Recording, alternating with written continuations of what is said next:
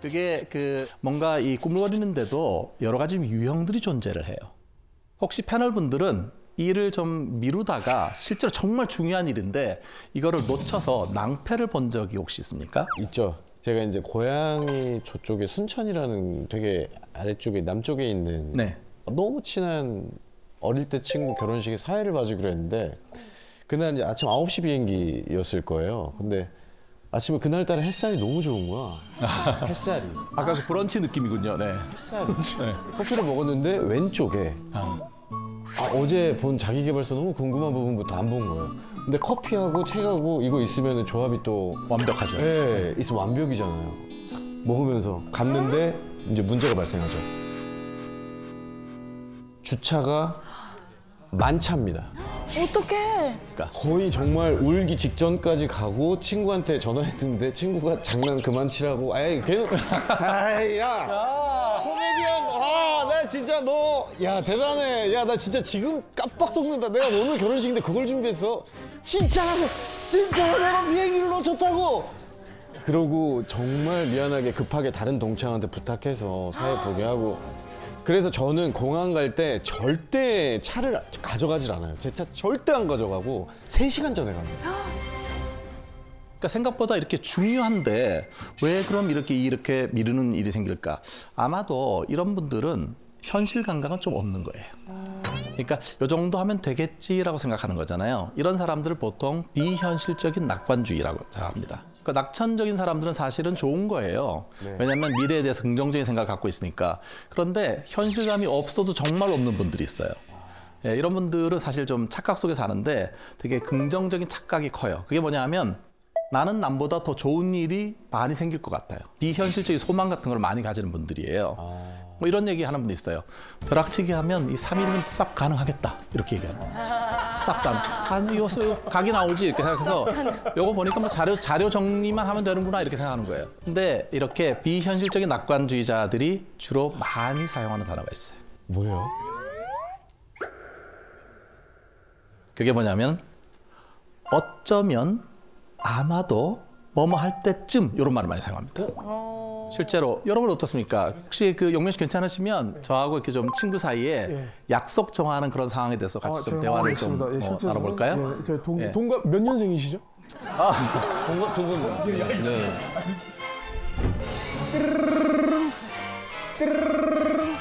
네, 여보세요. 동기야, 우리 내일 한 12시쯤에 만날까? 아마 12시 뭐 괜찮지 않을까? 12시쯤 아마 괜찮을 거야. 야, 근데 점심 먹기 애매하지 않나? 뭐 그렇게 뭐 어떻게 생각하면 또 그렇게 생각할 수도 있겠네. 점심은 좀 애매할 수도 있어. 누군지 기억났어. 너무 애매한데? 저 답답. 어떻습니까, 여러분? 이렇게 약속 정하는데 확실한 말을 거의 안 해주는 이런 사람 있잖아요. 있어요, 주변에 있어요. 와, 이런 친구들은 꼭 직전에 약속이 취소가 돼요. 약간 뭔가 불확실한 대답을 통해서 다음날 그래서 언제 만나는 거야? 그래서 어디서 만나자고? 이 약속의 우선순위를 정해두지 않는 것 같아. 네. 어떻게 생각하면은 나하고 관계를 별로 중요하게 생각 안 하는 거 아니야, 이거 자체가. 어쩌면 이렇게 얘기하면. 예, 어쩌면 이게 자기 입장에서는 아니 그걸 정확하게 할 수도 없는데 어떻게 그렇게 얘기를 해. 그러다 보면 한 30분씩 기다리는 일은 많고 기다렸다고 하더라도 그 사람이 이렇게 얘기할 거예요. 내가 언제 정확하게 얘기한 건 아니잖아. 내일 뭐뭐 할지도 몰라 이렇게 말하지 말고 내일 언제 하겠다. 내가 몇 시에 가겠다. 이렇게 말을 하는 게 되게 중요한데 공개 선언 효과라는 게 있거든요. 이게 뭐냐면 내가 어떤 일을 하겠다라고 하는 거를 내 지인한테 이렇게 확언하듯이 얘기를 해놓는 거예요. 해놓으면 다음날 실제로 그 일이 일어날 확률이 훨씬 높다고 하네요. 책임감? 그러니까 책임감 같은 게 생기니까 실제로. 근데 이거를 여러분도 만약에 다이어트 하는 거 하실 때도 보면 이런 사람들은 아마 글쎄 한 10kg는 빼지 않을까 실제 못 빼거든요. 근데 이럴 경우에도 3달 안에 얼마를 빼겠다 이렇게 확언을 하게 되면은 실제로 그게 일어날 가능성이 높다고 합니다. 또 하나는 이제 이런 분들 같은 경우는 원래 비현실적이니까 현실감을 높이려면은 어떤 일을 하기 전에 이 일이 얼마의 시간이 걸릴지 미리 예상해놓고 그다음에 그 일이 끝난 다음에 실제로 소요된 시간 같은 거를 재서 이 둘의 간극을 좁히는 연습을 해야 돼요. 실제로 이 간극이 되게 넓거든요. 보통 한 2시간 될 것 같지만 실제 몇 시간 걸렸다면 그 사이에 도대체 내가 어떤 일이 됐고 어떤 사건이 일어났고 이런 것들을 한번 리뷰를 해보는 일종의 오답 노트를 만드는 게 중요해요. 이런 경우가 있습니다. 어떤 사람이 그 4주차 동안 일을 해야 돼요. 그런데 한 실험 집단은 진짜 자기가 특정에 해야 될 과제를 했는지 V표 체크를 하게 했어요. 아무것도 적지 않고 그냥 V표 체크를 이렇게. 그리고 다른 집단은 그런 걸 아예 안 하도록 뒀어요. 그럼 나중에 일이 얼마나 되었는가를 보면 첫 번째 그냥 V표 체크라도 한 집단은 1주차, 2주차, 3주차, 4주차가 균등하게 일이 진행됐어요. 그런데 그렇게 하지 않은 집단은 1, 2, 3주차 별로 안 하고 어떻게 되겠습니까? 마지막 순간에 미친 듯이 벼락치기를 하게 되는 거죠. 그러니까 이런 얘기 할 수 있는 거예요. V표 체크만 하는 것만으로도 벼락치기를 면할 수 있다. 실제로 여러분 그 어떤 일을 할 때 자세하게 적을 필요는 없어요. 어떤 분들 너무 자세히 적는데 내가 일을 했나 안 했나만 체크를 하는 것만으로 도움되죠. 두 번째 유형은 좀 해당되는 분들이 좀 많으신 것 같아요. 두 번째 유형은 자기 비난형 꾸물이들이 있습니다. 어떤 학생은 전교 2등이에요. 전교 2등이면 행복하지 얘기했더니 행복하지 않대요. 전교 1등과 비교했을 때 나는 열등하다는 거예요. 그래서 다음번에는 전교 1등이 됐어요. 이번엔 행복하겠다 박수 이렇게 얘기했더니 행복하지 않대요. 자기 학교가 8학군이 아니래요. 그러니까 이게 자기 비난이라고 하는 거가 한번 돌기 시작하면 되게 자책감을 갖게 되고 그러면 되게 우울해지잖아요. 사람이 우울해지면은 무기력해지고 그렇게 되면 해야 될 일이 있음에도 불구하고 이걸 안 하는 거예요. 그래서 자기 비난 가진 사람들은 또 하나는 내가 하나의 실수를 하잖아요. 하나 실수한 거 그것만 보면 되는데 나라는 사람 전체가 실패했다고 생각을 해요. 오, 맞아. 난 왜 이렇게 지난번 그때 왜 시작하지 않았을까? 나는 노답이야. 나는 구제불능이 아닌가. 이런 다그치는 말, 이런 것들, 이런 걸 많이 하게 되는데 이게 사실 도움이 안 돼요. 왜 그렇습니까? 내가 나를 채찍질하게 되면 힘이 더 빠지잖아요. 그럼 실제로 일을 더 못하게 되고 그렇게 되면 다음은 더 또 실패를 하게 되고 실패가 실패를 계속 이어져가는 그런 거를 갖게 되거든요. 여러분 생각 어떻습니까? 이런 그 자기 비난하는 아이들 사실 생길 수 있거든요. 근데 이런 거가 부모와의 관계에서 많이 영향을 받는다고 합니다. 부모님들이 이 전가의 보도처럼 자녀를 이렇게 통제하고 싶어 해요. 사랑이라는 이름으로. 사랑하죠. 사랑하는데 사랑이라는 이름이 사실 어떨 때 보면 되게 부담으로 많이 작용하는데 브라이언 바버라고 하는 미국의 심리학자가 부모의 심리적인 통제에 대해서 얘기를 했어요. 한 가지만 예를 들어드릴게요. 요즘 그 서준맘 이게 상당히 핫하잖아요, 되게. 그래서 용면이 괜찮으시면 그 초등학교 한 5, 6학년 되는 서준이로 해서 엄마와 많은 분들이 서준이의 얼굴 되게 궁금해했었는데. 네, 바로 이 얼굴인가요? 네. 네, 5학년 서준이.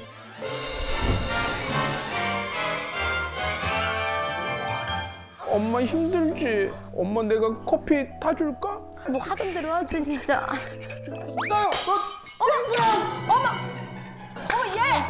아니 그러니까 내가 너 가만히 있는 게 도와주는 거라 그랬지. 아니 왜 이렇게 도와준다 그래가지고 다 깨먹고. 세상에 너 이거 봐봐. 우리 애 아빠랑 똑같아. 네 아빠랑 넌 똑같아. 또 우니? 아니 남자가 이렇게 예민해서 어떻게 하려 그래. 아니 이런 얘기 했다고 막 울고불고 난리 부르쓰고 하면은 뭐 어떡하려 그러니 이렇게 예민해서. 어머 가리고 울어라 야. 엄마가 이렇게 화내면 진짜. 진짜 눈물 나. 진짜 눈물 지금 나왔어요. 눈물 났는데 이렇게 화내면 네. 근데 이게 보면은 중간에 그러니까 가만히 있으라 그랬지 이렇게 얘기하잖아요. 이런 거가 아이들의 입을 막는 거예요. 아이들이 말을 할 수가 없게 하잖아요. 아이들의 의사 표현 자체를 차단하는 겁니다. 또 하나는 이제 속상해서 막이는데 남자가 예민해서 어떻게 이렇게 얘기를 하잖아요. 내가 속상한 마음이 전달이 안 된 거잖아요. 그러니까 그 아이가 느끼는 그 감정 자체를 부모가 잘 수용하거나 인정해주지 않는 거거든요. 그러면 나는 부모님한테 도움 하나도 안 된 그런 사람인 거잖아요, 자체가. 일종의 이게 약간 가스라이팅 같은 거예요. 그래서 아이들한테 중요한 거는 내가 자율적으로 어떤 거를 독립적으로 할 수 있도록 이걸 잘 지켜보는 역할 이런 거를 해주셔야 돼요. 그렇지 않으면 실제로 아주 똑똑한 아이로 자라났지만 마음속에 늘 부족한 아이라는 생각을 갖게 되는 거거든요. 부모 역할하기 참 어렵죠. 네. 세 번째는 현실 저항형 구물이는데 여기 그런 분들 좀 있을 수 있습니다. 반항아 기질이 있는 분들 있죠. 약간 전문 용어로 말하면 좀 개김성 있는 분들. 네. 실제 직장에서도요. 내가 마음에 들지 않는 상사가 나한테 일 시키잖아요. 그러면 대놓고 못하겠다는 말은 못하니까 어떻게 하면 은근히 천천히 하고 태업을 해요. 태업을 하면서 이렇게 얘기하죠. 네가 시켰지만 난 안 하고 있지롱 이렇게 이걸 하는 거죠. 여러분 그게 그 저 직장인만 그런 건 아니에요. 아이들도 보면요, 왜 그 풀어야 되는 일일 학습지 같은 거 있잖아요. 요거를 시키는데 이게 너무 많은 거예요, 풀어야 되는 게. 그러면 애들이 어떻게 하면 은연중에 몇 개를 숨겨요. 숨기고 나서 엄마한테는 이거 안 왔어요 이렇게 얘기를 해요. 이렇게. 이게 뭐냐면 이게 대놓고 뭘 못하겠다는 말은 못하지만 소심하게 이렇게 자기가 안 하고 이렇게 반항하는 거거든요. 근데 이런 사람들을 보통 그래서 심리학에서는 약간 수동 공격적인 성격을 갖고 있다. 영어로 패시브 어그레시브하다 얘기를 하는 건데, 이런 분들 직장에서 어떤 게 있냐면 처음에는 되게 협조를 하는 것 같이 보여요. 열심히 나가서 열심히 일을 하는 것처럼 보이는데 네네. 좀 시간이 지나면 은근히 빼면서 딴 일 있다고 빠지면서 나중에 서서히 빠져나가는 사람이 있는 거예요. 혹시 그런 경험 보신 적 있습니까? 많이 있죠. 아우, 뭐 작업하다 보면은 많지 않습니까 그런 분들? 네, 너무 네. 많지. 근데 왜 다 나를 먼저 쳐다봐요? 아까부터 계속 나만. 아니 혹시 다들 있냐고 저는 여쭤보는 거예요. 뭐 한번 생각을 지금 한번 해볼게요, 제가. 근데 저 같은 경우에는 방송이라는 업을 하니까 함께하는 일들이 굉장히 많잖아요. 그래서 이거는 뭐 찍어도 되고 안 찍어도 되는 일이에요. 근데 찍자라고 했어요. 추가적으로. 네. 모이기로 했는데 하루 전 정도에 캔슬을 하는 거죠. 그러니까 노쇼를 한다거나. 그러니까 그런 일이 한 3번 반복되면은 이제 저도 생각이 좀 바뀌더라고요. 삼진아웃이 되죠. 네. 이게 그 수동 공격적인 사람들이 사실 겉으로 볼 땐 잘 몰라요. 겉에는 되게 나이스하게 하고 뭔가 협조적 이런 걸 보여주는데 네. 이런 사람들은 또 특히 변명거리를 대는데 아주 능수능란하거든요. 이럴 수가. 그럼 나랑 통화했던 내용이. 네, 또 하여튼 진실은 어딘가 저 너머에 있을 수가 있어요. 이 수동 공격적이라는 게 상당히 흔합니다. 정신 그 질환의 그 편람이 있거든요. 동계 편람, DSM이라고 하는 편람이 있는데 옛날에는 이게 하나의 장애로 들어가 있었는데 하도 많이 사람들이 빈발하다 보니까 장애에서 빠졌어요. 평범한. 너무 일상이구나. 현실 그 저항형 이런 사람의 가장 대표적인 사람이 여러분 잘 아는 레오나르도 다빈치 있죠. 다빈치 천재잖아요, 되게. 네, 천재죠. 그 미술, 건축, 뭐 수학, 모든 영역에서 천재잖아요. 네. 근데 그 동시대에 다빈치하고 같이 살았던 사람은 그렇게 생각 안 했대요. 그 사람들은 이 사람이 도대체 이 일을 언제 끝낼 건가? 실제로 약속을 안 지키는 거로 너무 유명한 거예요. 그래서 교황 레오 10세 같은 경우는 이 사람은 끝내기는 하는 건가? 그도 그럴 것이 최후의 만찬 같은 거 이게 4년이 걸린 겁니다. 여러분 좋아하는 모나리자 그림은요, 이거는 14년이 걸린 작품이에요. 아직도 완전히 완성되지는 않았어요. 14년 걸렸고요. 아니 그래서 눈썹이 없나? 다빈치가 얼마나 일을 마무리를 안 하고 소위 개김성을 보였냐면 그 1400년대에 실제 그 무염스테 성도회라는 데에서 그림을 그려달라고 했어요. 이게 이제 암굴의 성모라고 하는 그런 그 작품인데요. 네, 요거 끝나는데 가볍게 25년 걸렸습니다.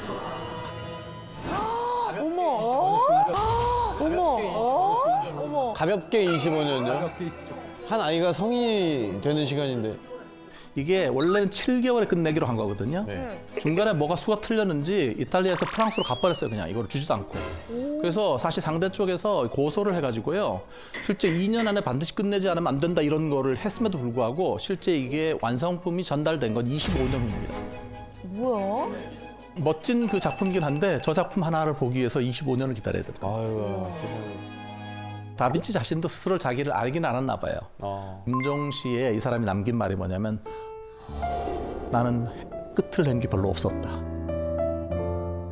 아이고, 세상에. 그래서 주변에 있는 친구들한테는 어떻게 케어를 해줘야 될까요? 그냥 그래 이렇게. 같은 경우에는 되게 엄격한 부모님 밑에서 자란 사람들. 그러니까 자기가 특히 부정적인 정서가 있을 때 이걸 쭉 눌러둬요. 이걸 표현했다가는 뭔가 내가 불이익을 겪을 것 같으니까 이렇게 눌러두는 스타일이거든요. 그래서 사실은 자기의 부정적인 정서를 좀 잘 알아차리고 이거를 잘 인정해주고 부정적인 생각을 보다 긍정적으로 바꿔주고 하는 일종의 정서 조절 훈련을 받는 게 도움이 됩니다. 그래서 감정을 조절하는 그 훈련 프로그램들이 많이 있는데 그게 3단계로 이루어져요. 하나는 내가 지금 느끼는 감정이 뭔지를 알아차리는 게 제1단계. 그다음에 2단계는 내가 이런 지금 감정을 느끼고 있구나라고 인정하는 게 2번째 단계고 세 번째는 부정적으로 안 하고 싶은 마음이 막 올라왔을 때 이때 뭔가 내가 좋아하는 차를 마시거나 뭔가 향수 같은 거를 이렇게 느끼거나 내가 좋아하는 것들과 이거를 연합해서 기분을 전환하는 것이 3단계입니다. 근데 이 첫 번째 자기 감정을 알아차리고 인정하는데 좋은 방법이 있어요. 이런 사람들은 일기를 쓰는 게 좋습니다. 네, 일기를 쓰게 되면 자기 감정이라든지 이거를 좀 더 들여다볼 수 있거든요. 근데 문제는 뭐냐면 제가 이제 네 번째 말씀드릴 완벽주의자는 안 돼요. 또 완벽하게 써야 되는 거 아니야? 그냥 일주일에 한 두세 번 정도 쓰시고요. 내가 글솜씨가 별로 없다 생각하실 경우에는 한 두세 줄만 쓰세요. 자기 감정, 억눌려 있는 감정을 좀 더 알아차리는 게 되게 중요합니다. 사실 생각할 때 이게 완벽주의가 있는 사람은 꾸물거리지 않을 것 같잖아요. 다 꾸물거리는 건 아니고요. 일부가 꾸물거립니다. 겉은 완벽주의자인데 속은 완벽주의자가 아니에요. 모순 아닙니까? 겉으로 부모님의 기대라든지 이런 걸 만족시키기 위해서 완벽한 사람으로 자라났지만 속마음은 이거가 아닌 거예요. 아, 나는 하기 싫은데 억지로 했구나. 그렇죠. 그래서 이런 사람들을 사회가 그들에게 완벽주의를 부여하였다라고 해서 사회부가 완벽주의. 좀 어려운 말이죠. 사회부가 완벽주의인데 여러분들 완벽주의 성향이 여러분한테 얼마나 있는지 저희가 좀 약식으로 한번 테스트하고 지나갈게요. 네네. 여러분 손병호 게임 아시죠? 네. 손가락 들어서 여러분 오른쪽 손가락이든 왼쪽 편한 손가락 들으시고요. 해당되는 거마다 손가락을 줬습니다. 첫 번째, 나는 실수할까 봐 염려를 많이 한다. 지금 현재 내 모습을 기준으로 네, 하는 그렇죠. 거죠? 지금 솔직하게. 나는 평상시에 정리정돈하는 습관이 뛰어나다. 아유. 해당하는 분들. 자라면서 부모님이 나한테 기대를 참 많이 하셨다. 좀 많은 것까지는. 평상시에 달성하고 싶은 목표나 기준이 아주 높다. 내가 세운 기준이 높다. 마지막 다섯 번째는 어떤 일을 하고 나서 이거 제대로 한 거 맞아? 이렇게 자꾸 의심하는 경향이 있다. 어떻습니까? 자, 여러분 중에 혹시 5개 다 접으신 분 있습니까? 네, 축하드립니다. 5개 몇 분 계시죠? 자, 4개 이상 접으신 분들. 네, 축하드립니다. 완벽주의자십니다. 네. 자, 하나도 안 접은 분. 네, 완벽주의와 담을 쌓으신 분들입니다. 그냥 저대로 냅둬도 될까요? 저 약간 걱정되는데요. 마냥 민들레 씨앗 같은 분들이 있거든요. 막 이렇게 민들레시야.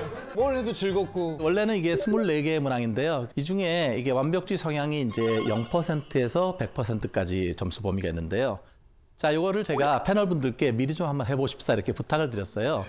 자, 제 거네요. 근데 지금 대성 씨 같은 경우는 지금 54%잖아요. 네. 여러분 이게 50% 미만이신 분들은 완벽주의 신경 안 쓰셔도 돼요. 완벽주의하고 상관없어요. 54%는 약간 있는데 한 가지 재성 씨 같은 경우에는 네. 행동에 대한 의심편에 표시가 돼 있잖아요. 네, 네. 이건 뭐냐면 내가 어떤 일을 하고 나서 제대로 한 거 맞나 이렇게 자꾸 체킹하는 거예요, 실제로. 네, 맞습니다. 예, 이런 특성이 있지만 사실 완벽주의 성향이라고 볼 수는 없어요. 네. 아, 다행이다. 네, 용영 씨 같은 경우에는 60점이네요. 60점이 넘어가게 되면 약간의 성향이 있다고 보셔야 돼요. 원래 이게 완벽주의자인지 아닌지를 판단하는 기준점은 72%예요. 그런데 60%대에 있는 분들은 완벽주의 성향 일종의 그런 경향성이 있다고 생각하시면 되고요. 보면 실수에 대한 염려하고 행동에 대한 의심 이런 것들은 좀 있는 거잖아요. 이 오각형 중에서 보실 때 가운데 있는 실수에 대한 염려, 부모의 높은 기대, 맨 왼쪽 하단, 그리고 오른쪽 하단의 행동에 대한 의심, 이 삼각편된 점수가 높을수록 우울에 대해 좀 취약할 수 있는 경향성이 있는 거고요. 가로축에 있는 높은 성취 기준, 철저한 정리정돈 습관, 이쪽의 점수가 높은 분들은 행복한 완벽주의자일 가능성이 있습니다. 네, 이세미 씨 같은 경우는 44%, 아까 뭐였습니까? 50% 미만 완벽주의하고 아무 적이 없습니다. 아무 상관이 없어요. 네, 그런데 보시면은 철저한 정리정돈 습관 자체 점수가 상당히 높지 않습니까? 행복한. 제 생각에는 상당히 구조화돼서 어떤 이 관리하나 이런 걸 잘하시는 거예요. 네, 박세미 씨 같은 경우는 62% 어떻습니까? 지금 나온 4분 중에서는 점수가 상대적으로는 조금 더 높죠. 좋네요. 혹시 어떤가요? 본인이 좀 약간 완벽한 성향이라든지 또는 완벽해서 좀 일을 미루거나 이런 적이 있습니까? 완벽 때문에 일을 미루는 게 있어요. 뭐냐면 그런가요? 네. 완벽한 결과물 때문에 회의하는 게 미뤄져요. 이것저것 머리 쓰고 막 이야기하고 막 이게 너무 싫으니까 괜히 막 회의 전에 딴짓하고 약간 회의하면 스트레스 받으니까 그걸 미루는 거예요? 그거를 미루는 거예요. 한 62% 정도면 적당히 균형을 잘 갖고 있는데 어떤 부분에서는 조금 스트레스를 받을 수 있는 부분이 있다는 거죠. 네, 근데 4분은 지금 균형이 잘 잡힌 상태예요. 다행이다. 정신적으로 좀 건강한 스타일인 거죠? 네네네. 네. 그러면 한국 사람들 중에 얼마나 많은 사람이 완벽주의 성향이 있을까? 저희가 이제 연구실에서 연구를 해보니까요, 53.6%예요. 앉아 계신 두 분 중에 한 분은 완벽주의 성향이 있는 거예요. 실제로. 아니 선생님 근데 그런 사람들은 장점이 대체 뭡니까? 실제로 완벽주의자가 성취를 많이 하죠. 이뤄내는 게 많습니까? 네, 완벽주의자 중에서 네. 30%는 우울하지 않고 업적을 많이 내는 행복한 완벽주의자들이 있어요. 사실 행복한 완벽주의자와 그렇지 않은 우울한 완벽주의자의 차이가 힘든 건 같아요. 힘든 일이 생기면 둘 다 힘들거든요. 차이는 좋은 일이 생겼을 때 이걸 빨리 탐지하는 거예요. 근데 완벽주의자 중에서 우울한 쪽으로 가는 사람들은 자기가 뭔가 잘했을 때 극명하게 다른 모습을 보여요. 우리가 어떤 일을 잘했을 때는 되게 나한테 성취했으니까 기쁜 일이잖아요. 근데 기뻐하지를 않는 거예요. 이게 그래서 자기가 뭔가를 성공했을 때 이 작은 성공이 됐을 때 이거를 자기한테 잘 크레딧을 줄 수 있느냐, 마치 흰 색깔을 옷을 빠는 데는 비슷하지만 색깔 옷을 더 선명하게 할 수 있느냐, 예, 그 차이가 다른 겁니다. 마지막 유형은 자극 추구형입니다. 자극 추구요? 예, 뭔가 이렇게 신기하고 새로운 거 이런 거 추구하는 거 정말 좋아하는 사람도 있어요. 오, 좋죠. 예, 근데 이 꿈을 그림 유형은 앞에 말한 4가지 유형과 다른 점이 뭐냐면 시작하는 건 어려워하지 않아요. 오히려 시작하는 건 너무너무 좋아요. 새로운 거 하게 되고 뭔가 신기한 거 이러면 즉각적으로 가고 일을 많이 벌립니다. 네. 많이 벌리고 3일 천하예요. 처음 일은 시작은 창대했어요. 네. 하지만 끝은 졸렬할 수가 있는 거죠. 중간에. 우리 집에 있는 것 같은데? 아, 그런가요? 네, 근데 이게 그 어떤 분들은 되게 이렇게 그 익스트림 스포츠 이런 거 좋아하는 분이 있어요. 저희 남편인 것 같은데요? 네, 그 뭔가 극한의 이런 것들을 좋아하는 분도 있고요. 그래서는 안 되겠지만 또 어떤 분들은 남들이 하지 말라고 하는 금기를 어길 때 쾌감을 느끼는 사람이 있습니다. 네, 그런 경우는 좀 멀리 해야 되겠죠. 이런 경우가 대부분의 다른 문화에도 있더라고요, 언어들이. 그러니까 3일 이상 못 버티더라, 결심하면. 그런 거 보면 저희가 이제 본능적으로 이게 신체 기관에 어떤 그런 특징이 있지 않을까. 그럼 이제 왜 결심하고 이제 딱 버텨내면은 이제 스트레스 받을 테고. 그럼 아드레날린이고. 그 다음에 이제 아드레날린 나오면 또 이제 콜티솔이라고 나와서 또 이렇게 이완시켜주고 좀 이렇게 좀 버티게 해주는 그런 호르몬이 있는데 콜티솔 같은 그 호르몬이 나오는 그 작동 주기가 3일 주기로 실제로 나오더라는 거죠. 그런 거 보면은 우리가 3일 정도 버티는 게 우리 몸이 허락하는 좀 그런 한계선은 분명히 있는 것 같다라는 생각을 해봐요. 지금 말씀하신 게 정말 와닿는데 진정한 강자는 4일째 어떤 걸 취하느냐. 어떤 분은 3일하고 내가 이거를 유지를 못하게 되면 급 실망하는 사람이 있어요. 근데 그렇게 되면 작심삼일이 되는 거거든요. 근데 만약에 지금 김 교수님 말씀하신 거를 잘 저희가 받아들인다면 3일 한 다음에 좀 가라앉게 되는 게 자연스러운 거라는 거잖아요. 오히려 그때를 좀 쉬어가고 어떻게 보면 작심삼일을 반복하라. 그렇지, 그렇네. 예. 중간에 그 4일째 나가 떨어져서 그냥 아예 안 해버리는 게 아니라 작심삼일하고 하루 쉬고 다시 작심삼일을 또 시작하는 것 자체가 원래 이 자극추구형인 분들 같은 경우에는 좀 변주를 줘야 돼요. 그러면 다시 3일의 계획을 세울 때는 앞에 했던 거와 똑같은 걸 하지 말고 조금 내용을 바꿔서 계획을 세우는 거예요. 그럼 또 3일을 가서 다시 줄어들고 이게 돼서 반복되게 되면 사실 한 달이 차는 거지 않습니까? 그리고 이게 우리가 학습하는 것 자체도 하나의 레벨업이 되거나 이런 거 하는데 처음에 시간이 좀 필요하다는 거예요. 이게 학습이 일어나게 되면은 실제 시도한 횟수가 X축이고요. 실제로 그걸 마스터하게 되는 습득한 정도를 보시게 되면 첫 번째 이게 상당히 느리게 시작한다는 걸 좀 볼 수 있잖아요. 이 구간을 견디는 거가 대단히 중요한 거고요. 그 다음에 두 번째, 그러다 갑자기 이렇게 스퍼트를 하면서 올라가게 되고 학습 효과가 올라가게 되는 급성장하는 때가 오죠. 이때는 정말 기쁜 거죠. 내가 하려고 다 이루어지니까. 그리고 그게 되면 어느 정도 안정되게 지속이 되는 거죠. 자극 추구형이 같은 경우는 저때 가라앉는다는 거죠. 가장 중요한 건 저렇게 좀 이렇게 약해졌을 때 다시 재점화를 할 수 있느냐, 재동기화를 할 수 있는 능력이 없느냐가 성취도에 상당히 영향을 줬다라고 하는 거죠. 런던 대학교 어떤 연구를 보니까요, 그게 사람이 좋은 습관을 가지기 위해서 과연 며칠이나 필요할까? 물론 개인 편차가 상당히 큰데 평균 좋은 습관을 하는 데는 66일이 걸린답니다. 그러니까 2달은 하셔야 되는 거예요, 2달은요. 근데 개인 편차가 상당히 크더라고요. 자기 관리 잘하는 분들은 18일만 있으면 된답니다. 자기 관리가 조금 어려운 분들은 254일을 기다리셔야 돼요. 조금 많이 기다려야 되죠. 254일이면 많이 기다려. 그러나 3, 4분기까지 기다려요. 내가 어떤 좋은 습관을 만들기 위해서 66일에 투자할 수 있느냐. 그때 이 자극추구형 같은 경우는 그 첫 번째 느린 구간, 이거를 잘 지나가는 게 중요하죠. 자, 저희가 이 나는 왜 꿈을 거릴까라고 하는 거에서 5가지 성향에 대해서 말씀드렸어요. 여러분은 그 중에 한 가지가 아니라 몇 가지를 동시에 가질 수도 있고요. 정도도 중요하잖아요. 네. 그러니까 조금씩 여러 개를 갖고 있는 분들도 계신 크기가 거예요. 좀 다르긴 네, 하지만. 이게 개인차가 있기 때문에. 네. 근데 중요한 포인트는 많은 분들이 너무 빨리 이 그 습관을 바꾸려고 하고 또 꿈을 빨리 이걸 타파하고 싶어 하는데 생각보다 그렇지가 않아요. 자기 관리가 잘 되는 사람은 어떤 거 해도 잘 되고요. 네. 그게 잘 안 되면 어떤 거 해도 잘 안 되는데 그러나 한 가지 단초는 뭐냐면 내가 어떨 때 특히 어떤 단계에서 주로 일을 미루게 되는가라고 하는 거를 리뷰를 해보는 게 되게 중요한 것 같아요. 먼저 내가 어떤 스타일인지 어떤 경향성이 있는지 그 경향성에 맞춰서 어떤 거를 하면 좋을지 이거를 자기 이해라고 하는 거가 가장 중요한 출발점이라고 저는 생각을 하거든요. 그래서 아마 어떤 저 회사에서 슬로건 이런 게 있었어요. 여러분도 아마 기억나실 겁니다. Just do it. 근데 저는 여기서 do라고 하는 건 뭔가를 해라, 행동이 중요하다는 거잖아요. 근데 그보다 더 중요한 건 just예요. just는 뭐냐면 특별한 이유를 대지 마라.